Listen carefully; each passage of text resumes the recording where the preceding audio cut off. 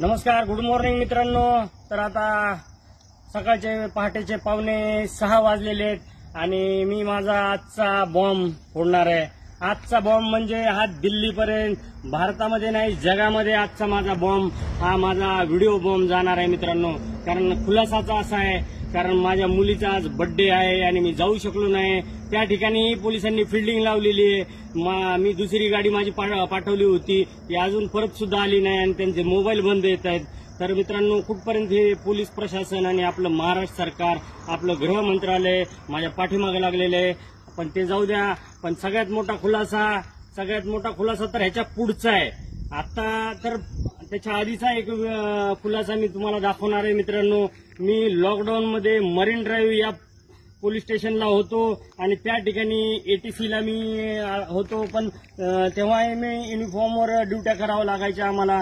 आणि मित्रांनो, मी आता आपल्याला सर्वात मोठा खुलासा दाखवणार आहे, जो आहे ड्रग्सच्या बाबतीतला खुलासा आहे. बघूया आता सरकार काय कारवाई करतंय ते. आणि अशा मोठ्या व्यक्तीचं नाव आहे त्यामध्ये की विचारही करू शकणार नाही तुम्ही. तर कसं आहे, मी त्याच्यामध्ये काही माझे पोलीस बांधव, काही पक्षाचे नेते सुद्धा अडकतील, काही बॉलिवूड कनेक्शन सुद्धा बाहेर निघेल मित्रांनो. कारण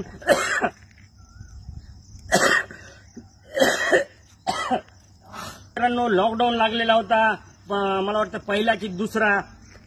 तर सगळ्याचे भाव वाढलेले होते. सगळ्याचे म्हणजे दारू, तंबाखूपासून सिगरेटपासून सगळ्याचे भाव वाढले होते.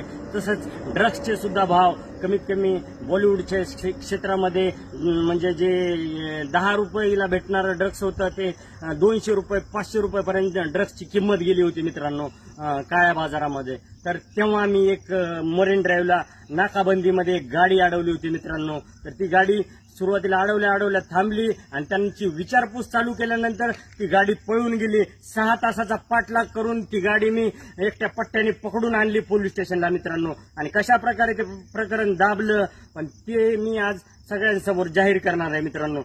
पुरावा म्हणताय ना, तर पुराव्याशिवाय मी बोलत नाही. बाप दाखव नाही तर श्राद्ध घाल. हे बघा मित्रांनो, दिसतंय का यामध्ये ही गाडी पकडली होती. ही गाडी आहे लुंबिरगिनी, काहीतरी 5 करोडची गाडी आहे मित्रांनो. ही गाडी मी पकडली, विचारपूस केली, तर ह्याच्यामध्ये ड्रग्स भेटलं मित्रांनो, कोट्यवधी रुपयांचं ड्रग्स. आणि त्या गाडीमध्ये असं कार्ड होतं. विचारपूस केल्यानंतर कदाचित मला ती आता स्टेशन डायरी भेटत नाही, कारण माझ्याकडे 10,000 प्रिंट आहेत स्टेशन डायरीच्या, पोलीस स्टेशन डायरीच्या.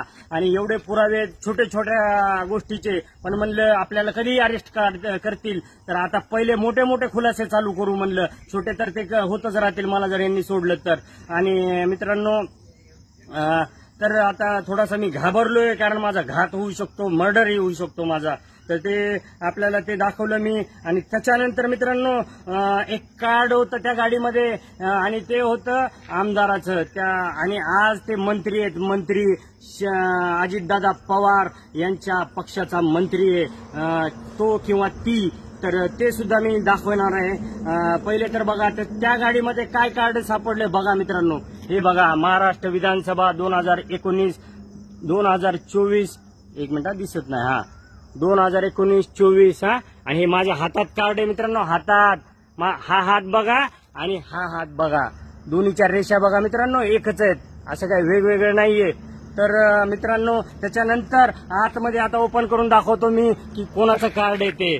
हे बघा मित्रांनो, आतमध्ये बघा असं लिहिलेलं असतं. हे बघा, दिसलं का मित्रांनो? सही असते प्रधान सचिवाची.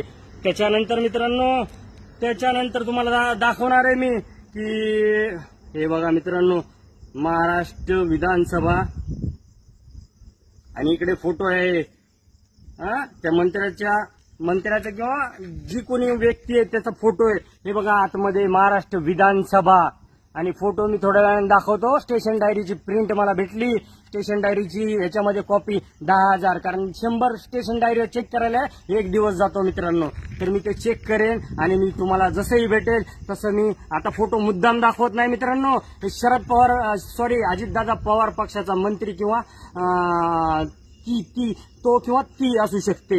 अंदाज लावा कोण असेल मित्रांनो. एकदा रवींद्र धंगेकर आणि सुषमा अंधारे बोलल्या होत्या, ते ललित पाटील आणि बलकवडे आणि भूषण पाटील त्या व्यक्तीही असू शकतात त्या गाडीमध्ये, कारण तेव्हा ही नावं प्रचलित नव्हते, त्यामुळे ती नावं माझ्या लक्षात येत नाहीत. आता स्टेशन डायरीमध्ये माझ्या सगळं आहे. ते ड्रग्स कुठे ठेवले, ते पुढे पाठवलं का प्रकरण दाबलं गेलं, आता हे याचा गृहमंत्र्यांनी उत्तर द्यायचंय मित्रांनो. तर अजून एक मिनिट, दुसरा एक आहे पुरावा, ते कुठं पाठवलं किंवा कुठं ठेवलं त्याचा सुद्धा पुरावा माझ्याकडे आहे.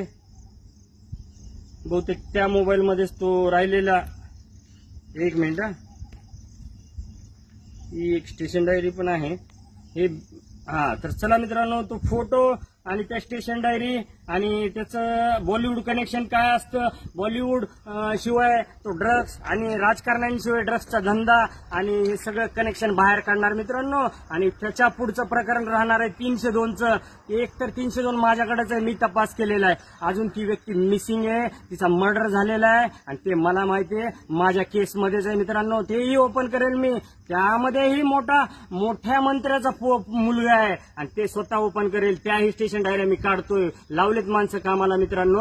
आणि चला, हे लोक आता काय म्हणतात, काही अधिकारी गेले तर गेले, सस्पेंड झाले, डिसमिस झाले, जेलमध्ये गेले तरी चालतील. हम तो डुबे है सनम, तुमको भी ले डुबेंगे, अब झुकेगा नहीं साला.